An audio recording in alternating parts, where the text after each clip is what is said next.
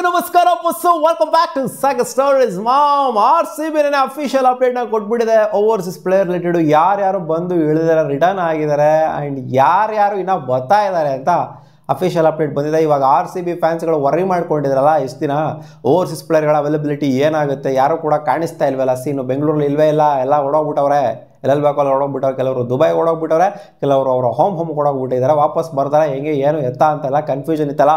So ಇವಾಗ ಕೊಟ್ಟಿದ್ದಾರೆ RCB official ಅಪ್ಡೇಟ್ನ. ಎಲ್ಲ ಓವರ್ಸೀಸ್ ಮೈನ್ ಪ್ಲೇಯರ್ಗಳು ಏನು ಲೆವೆಲ್ ಆಡೋಂಥ ಪ್ಲೇಯರ್ಗಳೆಲ್ಲ ಇದ್ರು ಅವರೆಲ್ಲ ಬಂದು ಇಳಿದಿದ್ದಾರೆ ಮಗ.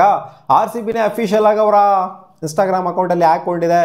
ಫಿಲ್ ಸಾಲ್ಟ್ ಅವರು ಬಂದಿದ್ದಾರೆ, ಇಂಗ್ಲೀಷ್ 3 ಜನ ಇಂಗ್ಲೀಷ್ ಮೆನ್ಸ್ನು ಕೂಡ ಬಂದು ಇಳಿದಿದ್ದಾರೆ, ಜೇಕೊಬ್ ಬ್ಯಾಥೆಲ್ ಜೊತೆಗೆ ಲಿಯಾಮ್ ಲಿವಿಂಗ್ಸ್ಟನ್ 3 ಜನನು ಕೂಡ ಬಂದು ಇಳಿದಿದ್ದಾರೆ. ಸೊ ಅದರಿಂದ ವರಿ ಮಾಡ್ಕೊಳ್ಳೋಂಥ ಅಗತ್ಯತೆ ಏನೂ ಇಲ್ಲ ಇಲ್ಲಿ. ಸೊ ಲಿಯಾಮ್ ಲಿವಿಂಗ್ಸ್ಟನ್ ಏನೋ ಆಡ್ತಾನೆ ಇಲ್ಲ, ಬಿಡೋರು ಅವ್ರು ಹೋದರೆ ಏನು ನಮಗೆ ಲಾಸ್ ಆಗಲ್ಲ ಅಂತ ಹೇಳ್ಬೋದು.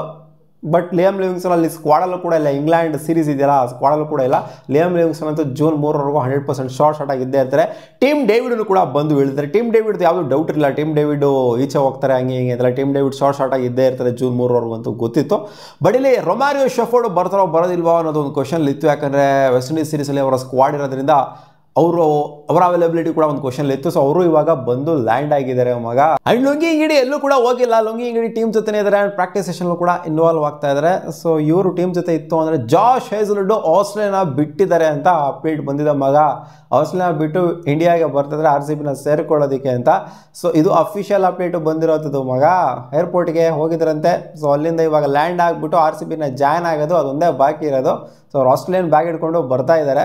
ಸೊ ಕ್ರಿಕೆಟ್ ಆಸ್ಟ್ರೇಲಿಯಾಗೆ ನಾವು ಥ್ಯಾಂಕ್ಫುಲ್ ಆಗಿರಬೇಕು. ಇಂಥ ಒಂದು ಸ್ಟೇಜಲ್ಲಿ, ಇಂಥ ಒಂದು ಟೈಮಲ್ಲಿ ಪ್ಲೇ ಆಫ್ಸ್ ಆಡೋದಕ್ಕೆ ಒಂಥರ ಕ್ರೂಷಿಯಲ್ ಆಗಿರೋವಂಥ ಟೈಮಲ್ಲಿ RCBಗೋಸ್ಕರ ಕಳಿಸ್ತಿದ್ರೆ ಅಂತ ಹೇಳೋಕ್ಕಾಗಲ್ಲ. ಒಟ್ಟಿನಲ್ಲಿ ಇಲ್ಲಾಡಿದ್ರು ಕೂಡ ಒಂದು ಕಾಂಪಿಟೇಟಿವ್ ಕ್ರಿಕೆಟ್ ಆಡ್ಕೊಂಡು ಬಂದಂಗೆ ಇರುತ್ತೆ. ಅವರು WTC ಫೈನಲ್ಗೆ ಹೋಗಬೇಕು ಅಂತ ಅಂದಾಗ ಅದು ಕೂಡ ಒಂದು ಮ್ಯಾಟರ್ ಖಂಡಿತ ಆಗೇ ಆಗುತ್ತೆ. So Josh Hazlewood one of the main biggest strength ನಮ್ಮ RCBಗೆ. ಲುಂಗಿ ಇಂಗಿಡಿ ಕ್ವಶನ್ಲಿದ್ದಾರೆ, ಯಾಕೆಂದರೆ ಅವರು ಬೇಗ ಹೋಗಬೇಕು ಅನ್ನೋ ಥರನೇ ಸೌತ್ ಆಫ್ರಿಕನ್ಸ್ದು ಇದೆ ಇಂಟೆಂಟು. ಸೊ ಆದರೆ ಜಾಶ್ ಹೇಜಲ್ವುಡ್ ಬಂದರು ಅಂತಂದರೆ, ಸೊ ಇವರಿಬ್ಬರು ಯಾರೋ ಒಬ್ಬರು ಇತ್ತು ಅಂದರೆ, ಇಬ್ಬರು ಇಲ್ಲ ಅಂದರೆ ಅವಾಗ ನಮಗೆ ಸೀರಿಯಸ್ ಥಿಂಗ್ ಟು ವರಿ ಆಗೋಗ್ಬಿಡುತ್ತೆ. ಇವಾಗ ಸ್ವಲ್ಪ ಜನ ಹೇಳ್ತಿದ್ರು ಕಾಮೆಂಟ್ ಸೆಕ್ಷನಲ್ಲಿ, it's best to try out Nuwan Thushara ಅಂತ ಹೇಳ್ತಾ ಇದ್ದೀರಾ. ಸೊ ಅವರಿಬ್ಬರು ಏನಾದ್ರು ಮಿಸ್ ಔಟ್ ಆದರು ಅಂತಂದರೆ, ಹೋಗಲೇಬೇಕು ಅಂತ ಹೋಗಿದ್ದು ಅಂತಂದಿದ್ರೆ ಅವಾಗ ನುವಾನ್ ತುಷಾರ ಕಡೆ ತಲೆ ಆಗ್ತಿತ್ತು RCB. ಬಟ್ ಇವಾಗ ಆ ಥರ ಸೀನ್ ಏನೋ ಕಾಣಿಸ್ತಿಲ್ಲ. ಇಲ್ಲಿ ಇಂಗಿಡಿ ಆಗಿರಲಿ, ಜಾಶ್ ಹೇಜಲ್ವುಡ್ ಆಗಿರಲಿ, ಇಬ್ಬರಲ್ಲಿ ಯಾರು ಒಬ್ಬರು ಪಕ್ಕಾ ಶಾರ್ಟ್ ಆಗಿ ಆಡ್ತಾರೆ. ಆ್ಯಂಡ್ ನನಗೆ ಅನ್ನಿಸ್ತಿರೋದೇನು ಅಂತಂದರೆ, RCB ಆಪರ್ಚುನಿಟಿ ಕೊಡಬೇಕಾಗಿರೋದು ಕನ್ಸಿಸ್ಟೆಂಟ್ ಆಗಿ ಫೈನಲ್ಸ್ವರೆಗೂ ಕೂಡ ಇರೋವಂಥ ಪ್ಲೇಯರ್ಸ್ಗಳಿಗೆ ಆಪರ್ಚುನಿಟಿ ಕೊಡಬೇಕು ಇಲ್ಲಿಂದ. ಸೊ ಅಲ್ಲಿ ಮಧ್ಯದಲ್ಲಿ ನೋಡೋಗ್ಬಿಡ್ತೀನಿ, ಈಚೆ ಕಡೆ ಹಂಗೆ ಹೋಗ್ಬಿಡ್ತೀನಿ, ಹಿಂಗೆ ಹೋಗ್ಬಿಡ್ತೀನಿ ಅಂತ ಪ್ಲೇಯರ್ಸ್ಗಳನ್ನ ಒಂಥರ ಆಲ್ಮೋಸ್ಟ್ ಅವಾಯ್ಡ್ ಮಾಡಬೇಕು. ಯಾರ್ಯಾರು ಹೋಗಬೇಕು ಅಂತ ಅನ್ಕೊಂಡಿದ್ರು, ಇವಾಗ ಯಾರು ಹೋಗಬೇಕು ಅನ್ನೋ ಥರ ಇಂಟೆಂಟ್ ಏನು ಕಾಣಿಸ್ತಾ ಇಲ್ಲ.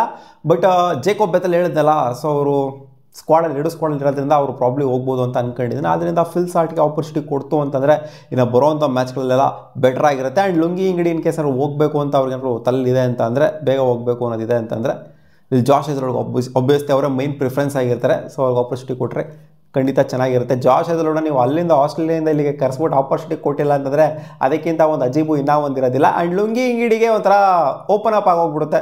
ಇನ್ ಕೇಸ್ ಏನಾದ್ರು ಜಾಶ್ ಹೇಜಲ್ವುಡ್ ಆಡ್ತಾ ಇದ್ದಾರೆ ಅಂತಂದರೆ, ಅವರು ಶಾರ್ಟ್ ಆಗಿ ಫೈನಲ್ವರೆಗೂ ಆಡ್ತಾರೆ ಅಂತಂದರೆ, ಲುಂಗಿ ಇಂಗಿಡಿ ಬೇಕಾದ್ರೆ ಆರಾಮಾಗಿ ಹೋಗ್ಬೋದು, ಏನು ಪ್ರಾಬ್ಲಮ್ ಇಲ್ಲ, ಹೋಗಿ ಗುರು ನೀನು ಅಂತ ಕಳಿಸ್ತಾರೆ RCB. ಏನು ವರಿ ಮಾಡ್ಕೊಳ್ಳೋಂಥದ್ದೆಲ್ಲ ಏನೂ ಇಲ್ಲ.